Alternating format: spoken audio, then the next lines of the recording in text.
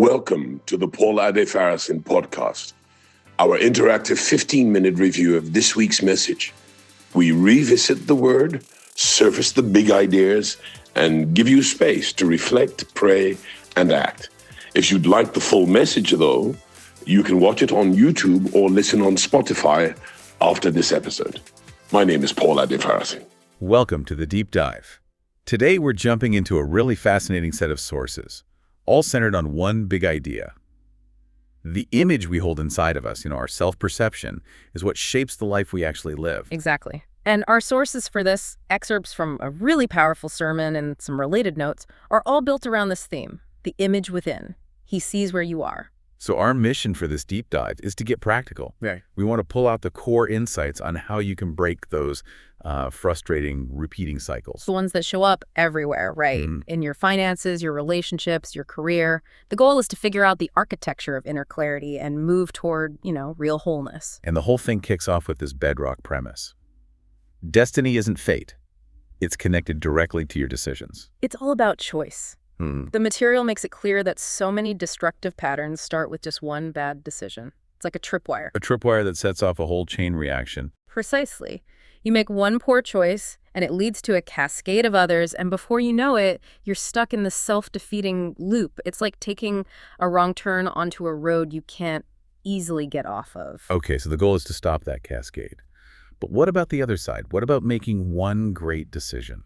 That's the hope presented here. One great decision, one that's really rooted in clarity and not just raw emotion, can launch a whole new season for you. A new season. Yeah, and the key isn't just the decision itself. It's that it helps you build a sustainable system.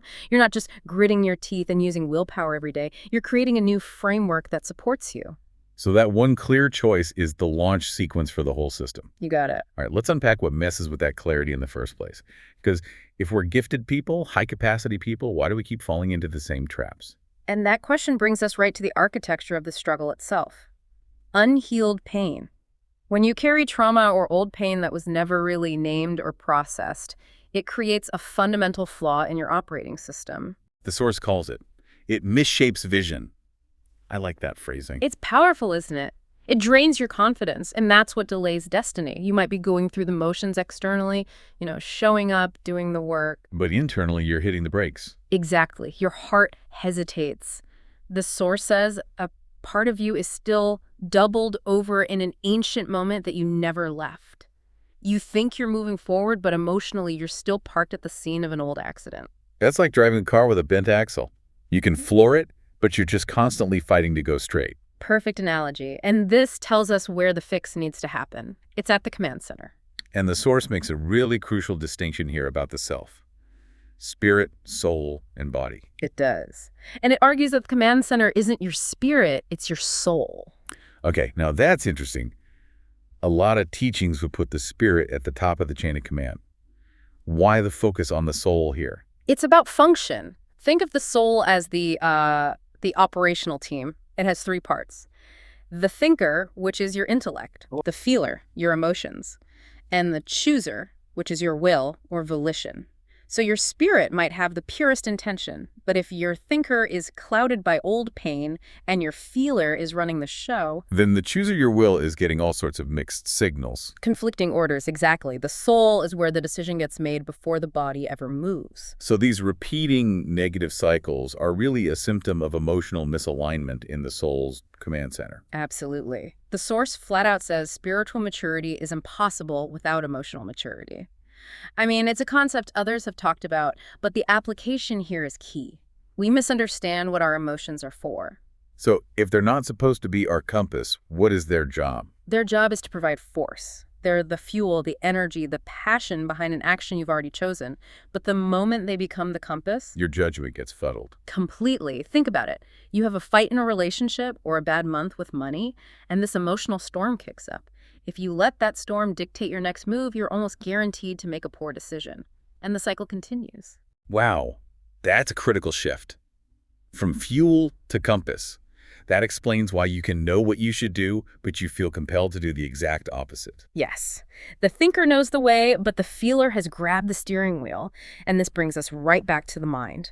The mind, the thinker, sits in the soul. That's where the renewal has to happen first. Okay, so if these cycles are running on the fuel of past mistakes and emotional pain, then the antidote has to start with shutting down the biggest blocker of all, condemnation. Condemnation is a killer. The source defines it as that feeling of being stuck, battered, unworthy because of something you did in the past. It literally makes the heart sick because it convinces you that hope is deferred, that a good outcome just isn't possible for you. It just drains all your confidence, halts the whole system. And this is where the material introduces this wild, powerful concept. It calls it sovereign, strategic, selective amnesia. Sounds complicated. But the meaning is so simple. It's the ultimate permission to let go. Citing scripture, it talks about a higher power blotting out transgressions and choosing to remember them no more. The principle for us is the power of consciously deciding not to dwell on mistakes that have been paid for. So drawing a final line in the sand. But wait, how do you tell the difference between that destructive condemnation and, healthy guilt? Sometimes you need that warning signal. That is the crucial distinction. Guilt is just a signal from your conscience. It's the check engine light. It's constructive. It says, hey, an error was made so you can correct it and learn from it. So the light coming on isn't the problem. No.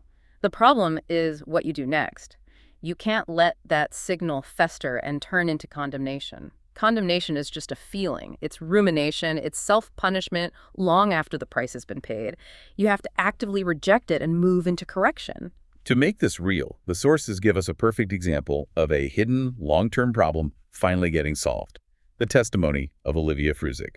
Yeah, this story is incredible because it mirrors this internal struggle so well. For over 10 years, Olivia had these frustrating, visible symptoms: cracked lips, dry skin, terrible indigestion, bloating. And doctors just kept missing the mark. Completely. They diagnosed her with all the usual suspects, H. pylori, vitamin deficiencies. They were treating the symptoms they could see, but they were totally missing the real cause. And the truth was much, much more serious. It was a crisis hiding in plain sight. Her body was suffering from severe chronic dehydration and trapped gas. It was so bad, it was on the verge of causing organ damage. The cracked lips and the bloating were just the warning lights for a massive internal system failure. And the parallel for anyone listening is so clear. We try to patch up our career problems or relationship issues with these quick fixes. When the real problem is a deep systemic neglect of our inner world. And the lesson from her story is that the solution wasn't just a new diet. It was what the source calls divine direction. The right person finally came along who could see past the symptoms to the root cause. So the biggest miracle is often just getting the right diagnosis, getting clarity. Exactly, which is the perfect transition to the main case study from the scriptures. The woman in Luke 13 who is, the physical embodiment of this whole internal problem. Right, the woman in the synagogue. She was crippled for 18 years. And the source really emphasizes that number, 18 years. Scripture uses these long durations, 12, 38, 40 years, to show this wasn't just a bad week. This was her identity. Her posture. She was literally bent over, unable to look up, unable to look forward. She was defined by her condition. Yeah. And this is where we see that huge contrast in vision. Yes. Everyone else in that synagogue, they saw her condition, they saw the posture, the limitation, the embarrassment. But Jesus saw her person. He saw the image of God still inside her, whole and unbroken, just waiting to stand up. So when we look at ourselves in a moment of struggle, we're often just seeing the bent-over condition. We're fixated on it. But the divine perspective sees the finished product. The upright person is already there, waiting to be manifested. And the intervention that follows gives us a roadmap. It wasn't just a magic trick. It was a 3-step process. Okay, let's break that down. Step 1, seeing and calling. He sees her, truly sees her, and then he calls her forward. Now think about that. That required a massive public act of faith from her. She had to use her chooser, her will, to step out of this miserable but familiar state. Then step 2 is the proclamation. He speaks her future into her present. He says, "Woman, you are set free from your infirmity." But, and this is key, the source points out, she wasn't healed yet. That was the verbal declaration, the injection of hope. So the word created the potential.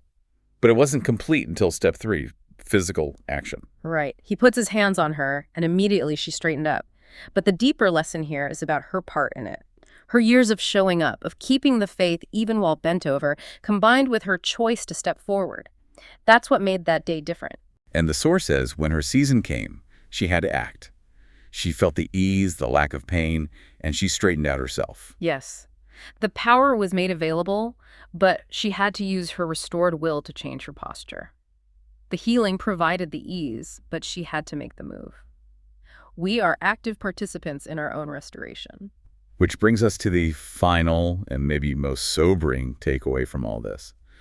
The most important thing that needs straightening out is our vision. That's the whole point. Without that clarity of vision, without seeing the upright person instead of the bent condition, people can live and die without ever fulfilling their purpose.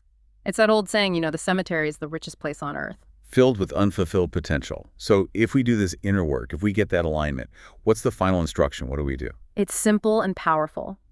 When you are in your season, you must do something. Make the investment, start the company, make the moves you've been afraid of. The principle is that whatever you do in that aligned season, it will prosper. And the sources end with this incredible real-world example of moving from individual vision to collective action. Yes, this massive preparation for a huge community event. And it wasn't just about setting up chairs and sound systems. The leaders and workers gathered at the venue beforehand for prayer and declaration. The intention was bigger than logistics. Way bigger. The source says they were there to rewrite the heavens, to proactively declare unity and a supernatural shift over the whole event and everyone who would attend. It's taking that inner alignment and projecting it outward. Which really leaves a powerful question for you, the listener. We've talked about all this inner work, restoring the soul's command center. So what does that look like in your world?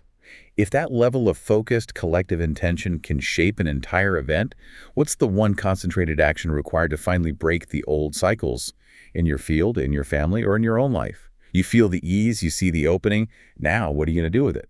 Thank you for listening.